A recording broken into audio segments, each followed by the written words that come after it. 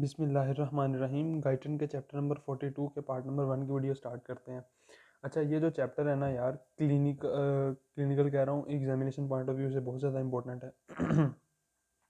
ठीक हो गया।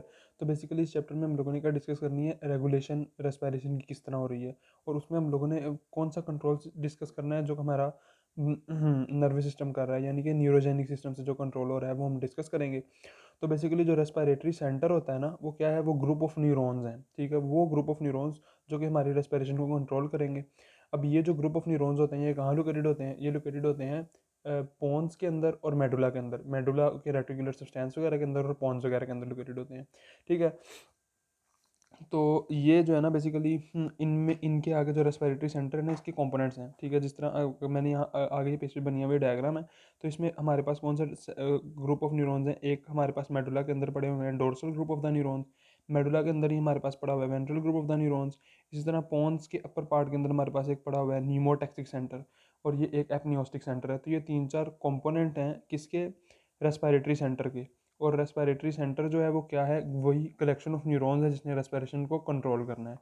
अब सबसे पहले हम लोग डिस्कस करेंगे dorsal respiratory group of the neurons. तो जो dorsal respiratory group of the neurons है ना, बेसिकली सबसे पहले हम देखेंगे वो कहाँ पे लोकेटेड है। तो वो तो हम लोगों ने देख लिया कि मेडुला और उसके रेटिकुलर सब्सटेंस के अंदर लोकेटेड है डोर्सली, लेकिन एग्जैक्टली कहाँ पे लोकेटेड होता है? न्यूक्लियस ट्रैक्टस सोलिटेरियस के अंदर। अब ये जो न्यूक्लियस ट्रैक्टस सोलिटेरियस है ना, इसकी इंपॉर्टेंस क्या होती है कि इसके अंदर हमारे पास दो नर्व्स की टर्मिनेशन होती है, ये एक वेगस नर्व और एक ग्लोसोफेरेंजियल नर्व। ठीक है, तो ये जो दो नर्व्स होती हैं ना, ये भी हमारे पास टर्मिनेट होती हैं किसके अंदर? न्यूक्लियस ट्रैक्टस सोलिटेरियस के अंदर। अब अगर ये न्यूक्लियस ट्रैक्टस सोलिटेरियस के अंदर टर्मिनेट होंगी तो इसकी एडवांटेज क्या होगी? इसकी एडवांटेज ये होगी कि बहुत सारे हमारे ऐसे सिग्नल्स होंगे जिसम के डिफरेंट पार्ट से जो कि ये लेके आएंगी। जैसा कि हम लोगों को पता है जी, हमारे कीमो रिसेप्टर्स हैं, पेरिफेरल कीमो रिसेप्टर्स हैं, ये वहाँ से भी सिग्नल आ रहे हैं, बैरो रिसेप्टर से भी सिग्नल आ रहे हैं। ठीक है, लीवर के अंदर से, लंग्स के अंदर से, और ये डिफरेंट जगह जहाँ से सिग्नल्स होते हैं वो न्यूक्लियर ट्रैक्टस सोलिटेरियस के अंदर आएंगे वेगस और ग्लोसोफेरेंजियल नर्व की वजह से। अब आ गया था जी रिजिमिकल इंस्पायरेटरी डिस्चार्जेस। अब हम लोगों ने कहा जी, ये जो हमारे पास हम लोगों ने भी डिस्कस किया था ना, ये जो हमारा dorsal respiratory group of neurons था, तो ये क्या करेगा? ये रिदमिकल डिस्चार्जेस करेगा। जिस तरह हम लोगों ने हार्ट में पढ़ा है ना कि हार्ट पेसमेकर है और वो खुद ब खुद इलेक्ट्रिकल इंपल्सेस को डिस्चार्ज करता है, सेम इसी तरीके से जो हमारा dorsal respiratory group of neurons हैं, ये भी क्या करेंगे? खुद ब खुद इलेक्ट्रिकल इंपल्सेस को डिस्चार्ज करेंगे। ठीक हो गया, और इसीलिए हम लोग कहते हैं सेल्फ एक्साइटेशन है। और यही वो इस पैराग्राफ में बताता है। वो कहता है कि अगर हम ब्रेन की जो स्टेम थी उसको हम डाइसेक्ट कर दें, ठीक है, हम सारा कुछ उतार दें, तो उसके बावजूद जो होगा ये एक्शन पोटेंशियल कंडक्ट होगा, जिसको हम कहते हैं इंस्पायरेटरी न्यूरोनल एक्शन पोटेंशियल। अब जो इसका एग्जैक्ट मैकेनिज्म है ना एक्शन पोटेंशियल की जनरेशन का, वो तो क्लियर नहीं है, लेकिन एक मैकेनिज्म क्लियर है, वो प्रिमिटिव एनिमल से हमें क्लियर है। वो क्या है? वो ये है कि कुछ ऐसे ग्रुप ऑफ न्यूरॉन्स होंगे जो कि एक्शन पोटेंशियल कंडक्ट करेंगे, इसी तरह कुछ ऐसे ग्रुप ऑफ न्यूरॉन्स होंगे जो उनको इनहिबिट कर देंगे। तो ये बेसिक से एक मैकेनिज्म होगा। अब बेसिकली हुआ क्या?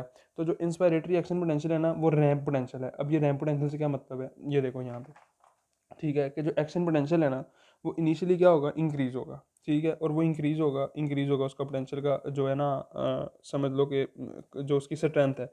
तो इनिशियली वीक पोटेंशियल लगा और फिर पोटेंशियल इंक्रीज होता जाएगा कॉन्ट्रैक्शन का, और उसके बाद हमारे पास एक गैप आ जाएगा जिसमें हमारे पास क्या होगी? कॉन्ट्रैक्शन नहीं होगी बल्कि रिलैक्सेशन हो जाएगी। यानी कि ये इंस्पायरेशन थी, ठीक हो गया, और ये हमारे पास एक्सपायरेशन। तो बेसिकली हम लोगों ने देखा कि रैंप पोटेंशियल हम लोगों ने इसे क्यों कहा, क्योंकि ये एक सडन पोटेंशियल नहीं मिला बल्कि एक सीक्वेंस था पोटेंशियल का, जो कि आहिस्ता आहिस्ता आहिस्ता से इंक्रीज हुआ और उसके बाद अचानक स्टॉप हो गया, फिर दोबारा इंक्रीज हुआ और फिर स्टॉप हो गया। तो ये एक रैंप मैनर में जो है ना वो एक्शन पोटेंशियल कंडक्ट हुआ, इसीलिए हम इस पोटेंशियल को कहेंगे it is a ramp potential.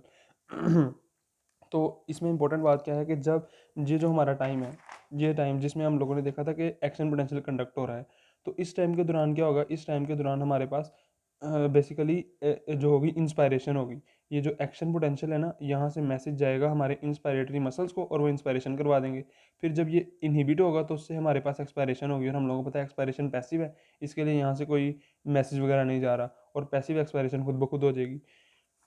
तो ये चीज़ जो है ना, इन्होंने इसमें एक्सप्लेन किया है कि 2 सेकंड्स के लिए हमारे पास इंस्पायरेटरी एक्शन पोटेंशियल कंडक्ट होगा रैंप मैनर के अंदर, फिर वो सीज हो जाएगा, और नेक्स्ट 3 सेकंड्स के लिए वो सीज रहेगा, और दोबारा फिर जो है वो इंस्पायरेटरी एक्शन पोटेंशियल कंडक्ट होगा। तो इसको हम कहते हैं इंस्पायरेटरी रैंप एक्शन पोटेंशियल। अब इंस्पायरेटरी रैंप पोटेंशियल का एडवांटेज क्या होगा हमें? तो हम लोगों को सिर्फ इसका एक एडवांटेज है, वो ये है कि देखो, हम नहीं चाहते कि हमारा जो डायफ्राम है ना वो एक ब्रस्ट के अंदर जो है वो कॉन्ट्रैक्ट करे। तो इन वो क्या होगा, वो रैंप मैनर के अंदर वो भी स्लोली स्लोली अपनी कॉन्ट्रेक्शन को तेज़ करता जाएगा। ठीक है, अब आ गया था जी कंट्रोल, क्वालिटी कंट्रोल जो है हमारा। तो क्वालिटी कंट्रोल हम लोगों को यही है कि देखो रैंप है, एक सर्टन पोटेंशियल के बाद हम लोगों ने उसे स्टॉप करना है, तो उसका हमारा कंट्रोल होना चाहिए। ठीक है, या फिर rate of increase on the ramp signals पे हमारा कंट्रोल होना चाहिए। अब आगे ये देखो, ये वो वाली डायग्राम थी जो हम लोगों ने पहले डिस्कस की थी। अब आगे हम लोग डिस्कस करते हैं next centre which is the pneumotaxic centre. ठीक है, अब नाम से जाहिर है टैक्सिक है, टॉक्सिक है, टॉक्सिसिटी को प्रिवेंट करेगा, इनहिबिट कर देगा। ठीक है, तो जब हमारी इंस्पायरेशन ये हम लोगों ने देखा हो रही थी, ठीक है, अब एक लेवल के अंदर जब इंस्पायरेशन हो गई ना, तो जो है क्या होगा कि भाई हम लोगों का न्यूमोटैक्सिक सेंटर कहेगा अब बहुत ज़्यादा लंग्स ने एक्सपेंड कर लिया है, अब बस कर दो।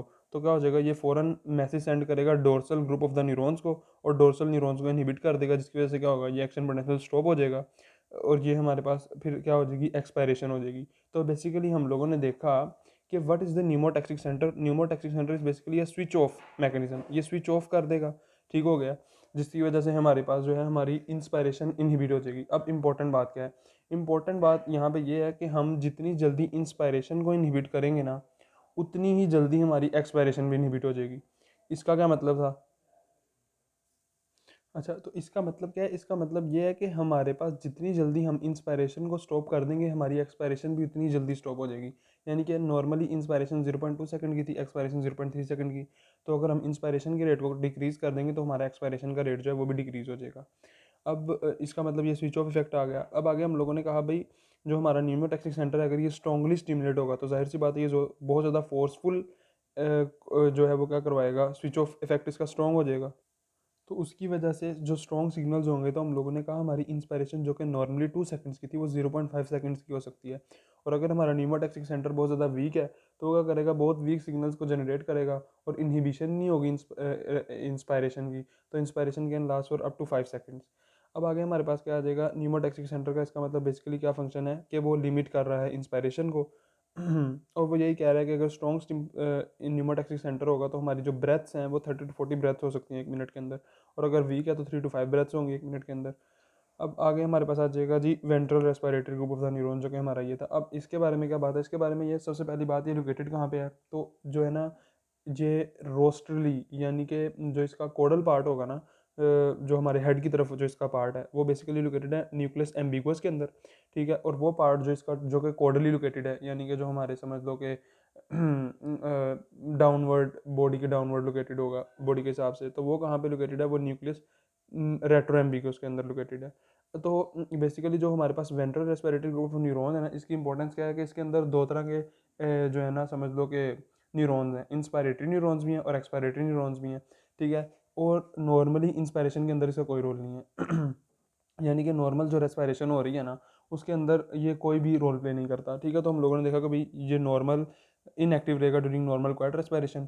ठीक है, और उसके बाद आ जाएगा do not appear to participate in the basic rhythmical oscillations.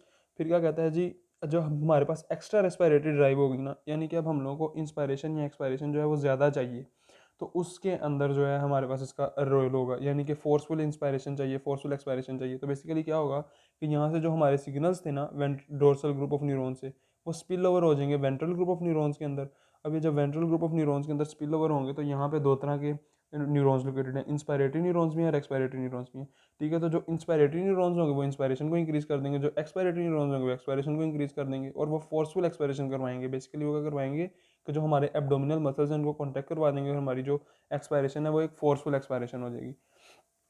अब आगे हमारे पास आता है जी लंग इन्फ्लेशन सिग्नल्स। बेसिकली ये इसको हम कहते हैं हेयरिंग ब्रूअर इन्फ्लेशन रिफ्लेक्स। तो हेयरिंग ब्रूअर इन्फ्लेशन रिफ्लेक्स क्या चीज़ है, ये बहुत ही सिंपल चीज़ है जी। इसमें क्या होगा, इसमें ये होगा कि बेसिकली लंग्स हैं, लंग्स के अंदर हम लोगों को पता है हमारी ब्रोंकाई हैं, ब्रोंक्यूल्स वगैरह हैं, तो इन सब के अंदर स्ट्रेच रिसेप्टर्स पड़े होते हैं।